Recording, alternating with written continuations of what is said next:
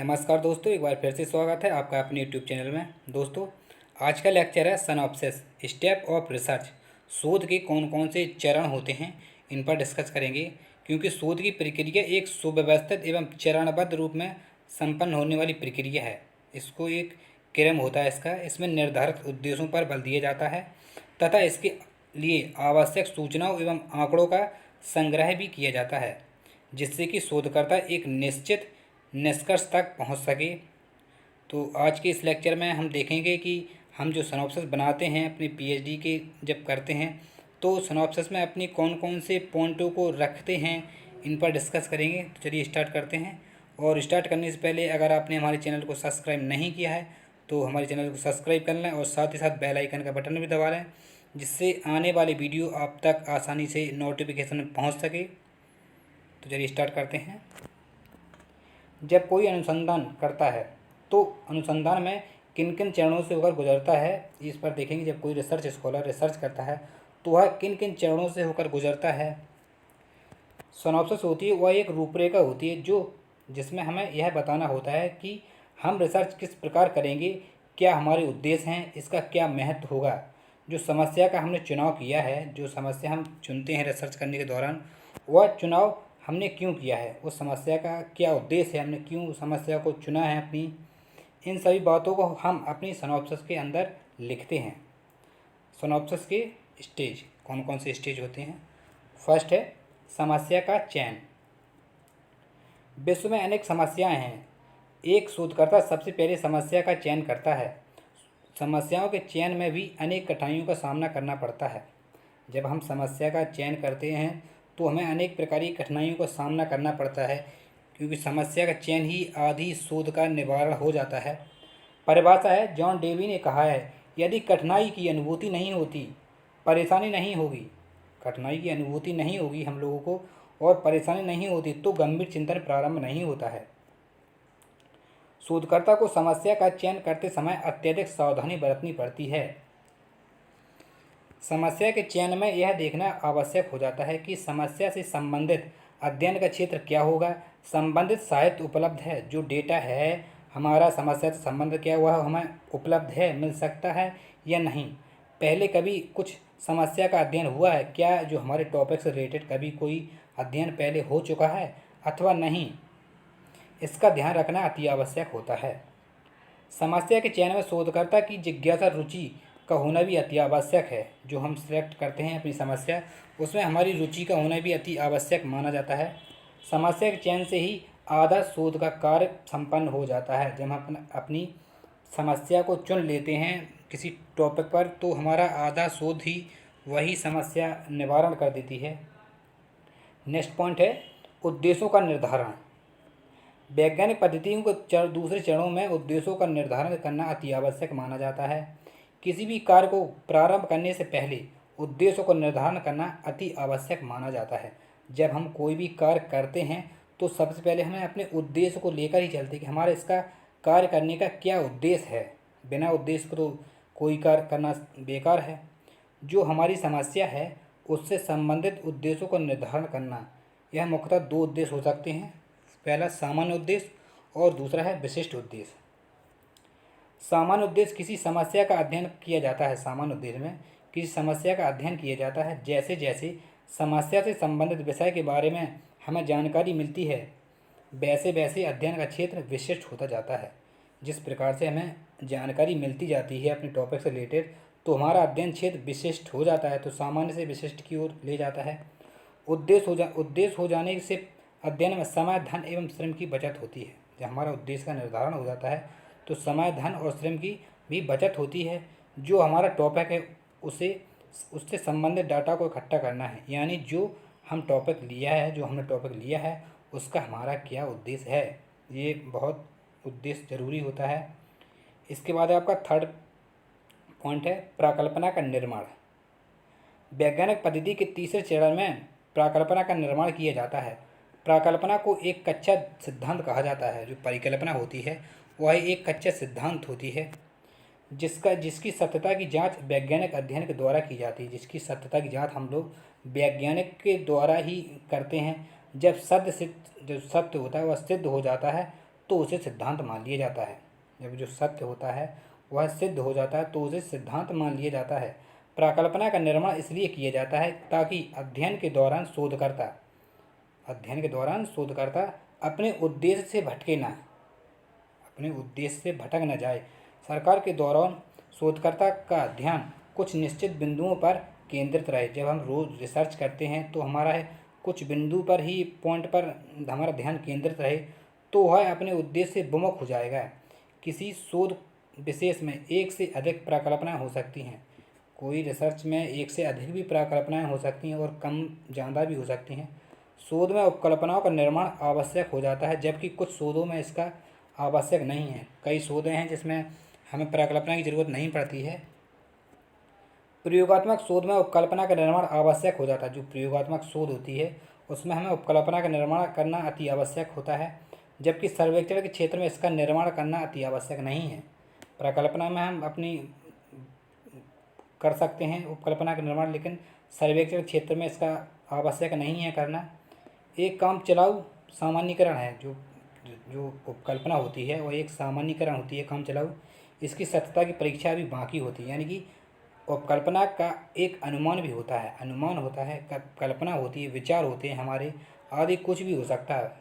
उपकल्पना हमें एक रास्ता दिखाती है, किसी कार्य को संभावित समस्या का समाधान होती है। जब हम रिसर्च करते हैं तो हमें उपकल्पना निर्माण करके ही हम चलते हैं, तभी हम आगे बढ़ जाते हैं, क्योंकि बिना उपकल्पना के तो रिसर्च संभव ही नहीं है। इसलिए उपकल्पना निर्माण करना भी अति आवश्यक होता है। इसके बाद चौथा पॉइंट है आपका अध्ययन क्षेत्र का चयन। वैज्ञानिक पद्धति में चौथा चरण अध्ययन क्षेत्र का चयन कहा जा सकता है।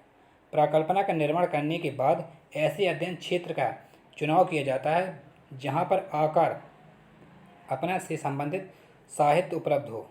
जो डेटा है हमारा उससे संबंधित हमें क्षेत्र में मिल जाए।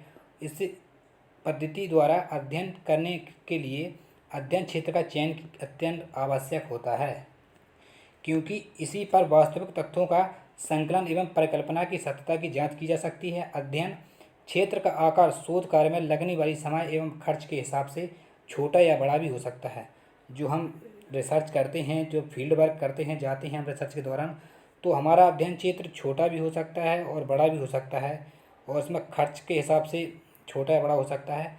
अगर अध्ययन क्षेत्र बहुत बड़ा है तो अगर हमारा अध्ययन क्षेत्र ज़्यादा बड़ा है तो उपयुक्त निर्देशन प्रणाली से तथ्यों को एकत्र करने के लिए क्षेत्र में से सीमित इकाइयों का चयन किया जाता है। जो निर्देशन प्रणाली होती है, पद्धति है, ये निर्देशन प्रणाली को हम एक हिसाब से समझ सकते हैं, ये सैम्पलिंग है। जब हम कोई सामान लेने जाते हैं बाज़ार में तो हम थोड़ी सी चीज़ को देखकर ही सारी चीज़ का अनुमान लगा लेते हैं, तो यह निदर्शन कहलाती है। अनुमान के हिसाब से जब हम दाल लेते हैं तो हम थोड़ी दाल लेकर के ही बता देते हैं कि दाल सभी सही है। या चावल हम पकाते हैं तो थोड़े चावल देखकर ही हम समझ जाते हैं कि चावल पूरे पक चुके हैं, तो ये निदर्शन पद्धति है। और साथ ही से संबंधित तथ्यों से जानकारी एकत्र करना भी कर ली जाती है। ठीक है। इसके बाद आपका नेक्स्ट पॉइंट है प्रविधियों का चयन। वैज्ञानिक पद्धति में पांचवें चरण प्रविधियों का चयन किया जाता है। अध्ययन क्षेत्र से आंकड़ों को एकत्र करने के लिए विभिन्न प्रविधियों का या यंत्रों का प्रयोग किया जाता है। अध्ययन क्षेत्र की प्रकृति के अनुसार विधियों का चयन किया जाता है। कौन सी अध्ययन क्षेत्र की प्रकृति है उसी के अनुसार हमें विधियों का प्रयोग करना चाहिए। प्रकृति के उत्तरदाताओं के शिक्षित एवं अशिक्षित दोनों आदि के अनुमान प्रविधियों का चयन किया जाता है। यानी कि जो प्रकृति होती है वह व्यक्ति शिक्षित हो या गैर शिक्षित हो, उसी के अनुरूप हमें प्रविधियों का चयन करना होता है। प्रविधियों एवं उपकरणों का चयन वास्तव में का अध्ययन प्रारंभ करने से पहले ही किया जाता है। प्रविधियों का चयन एवं उपकरणों का चयन हमें जो अध्ययन करने से पहले ही इसका पहले से ही निर्माण कर लेना चाहिए। इसके बाद है आपका छठवां अवलोकन। वैज्ञानिक पद्धति में छठा चरण अवलोकन है। बिना अवलोकन की पद्धति का प्रयोग वैज्ञानिक अध्ययन संभव नहीं है। ऑब्जर्व के बिना पद्धतियों का प्रयोग वैज्ञानिक अध्ययन के तौर पर संभव नहीं है। अवलोकन में शोधकर्ता स्वयं अपनी आंखों से प्रत्यक्ष घटना का अवलोकन करता है। जो शोधकर्ता होता है वह स्वयं घटना स्थल पर जाकर के प्रत्यक्ष रूप से ऑब्जर्व करता है, सोसाइटी में क्या चल रहा है खुद से ही जाकर के देखता है। इसलिए अध्ययन अधिक विश्वसनीय एवं प्रमाणिक हो जाता है। इसलिए हमारा जो हम डेटा इकट्ठा करते हैं तो हमारा वो फैक्ट तथ्य के आधार पर एक विश्वसनीय हो जाता है, प्रमाण मान लेते हैं, वैज्ञानिक तरीके का हो जाता है। वास्तव में अध्ययन क्षेत्र अवलोकन से ही प्रारंभ होता है। जो हमारा अध्ययन क्षेत्र होता है वह ऑब्जर्व से ही प्रारंभ होता है। इसका निर्धारण इस बात पर निर्भर करता है कि समस्या क्या है, क्या समस्या है, तथ्यों की प्रकृति कैसी है, क्या समस्या हमारी जो फैक्ट है उनकी क्या नेचर है फैक्ट का। इसका नेक्स्ट पॉइंट है आपका 7वां, तथ्य संकलन। वैज्ञानिक पद्धति में 7वां चरण तथ्य संकलन है। इसमें शोधकर्ता को निष्पक्षतापूर्वक डाटा को इकट्ठा करना होता है, निष्पक्षतापूर्वक डाटा को एकत्र करना होता है। अगर डाटा पक्षपातपूर्ण ढंग से एकत्र किया जाता है तो वह अध्ययन वैज्ञानिक नहीं है, तो उसको हम वैज्ञानिक नहीं मान सकते, इसे वैज्ञानिक कार्य है, इसलिए यह वैज्ञानिक कार्य है।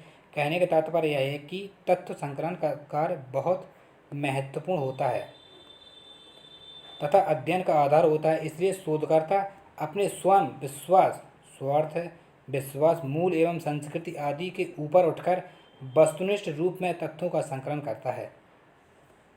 स्वार्थ, खुद के और विश्वास और मूल संस्कृति, इन सब से हट कर के हमें ही वस्तुनिष्ठ तरीके से अध्ययन करना पड़ता है। डाटा को एकत्र करने के लिए अनेक प्रविधियों का प्रयोग किया जाता है, जैसे प्रश्नावली, अनुसूची, साक्षात्कार, अवलोकन और केस स्टडी। इन सभी प्रविधियों का चयन किया जाता है। इसके बाद आपका 8वां पॉइंट है तथ्यों का वर्गीकरण। वैज्ञानिक पद्धति में 8वां चरण तथ्यों का वर्गीकरण करना होता है। तथ्यों के संकलन के बाद उसका वर्गीकरण किया जाता है। जो हम डेटा इकट्ठा कर लेते हैं उसके बाद हमें डिवाइड करना होता है, बांटना होता है। एकत्रित सामग्रियों एवं आंकड़ों का वर्गीकरण करना अत्यंत आवश्यक होता है। यानी कि जो हम सामग्री शोध के दौरान जो एकत्र करते हैं उन सामग्रियों का आंकड़ों का वर्गीकरण करना भी अति आवश्यक होता है।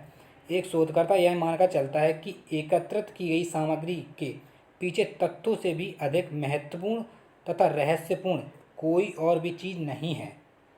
जो फैक्ट है हमारी, जो हमने डेटा इकट्ठा किया है, उससे के महत्वपूर्ण और कोई कार्य नहीं है। अर्थात जब सुव्यवस्थित तथ्यों को अध्ययन से संबंधित कर दिया जाता है तो उसका एक सामान्य अर्थ निकल जाता है। जब जो हम डेटा को एक क्रमबद्ध तरीके से लगाते हैं तो उसका एक सामान्य अर्थ निकल आता है। ठीक है, तथ्यों को इस प्रकार व्यवस्थित किया जाए कि उनका स्वरूप स्पष्ट ही हमें प्राप्त हो सके, जो हमने डेटा इकट्ठा किया है। 9वीं है आपकी सामान्यीकरण एवं व्याख्या। सामान्यीकरण के चरण में परिकल्पना की जांच की जाती है। इसमें हाइपोथेसिस की जांच की जाती है। इसको अलग अलग नामों से जाना जाता है, जैसे उपसंहार, निष्कर्ष, सामान्यीकरण, नियमों का प्रतिपादन इत्यादि।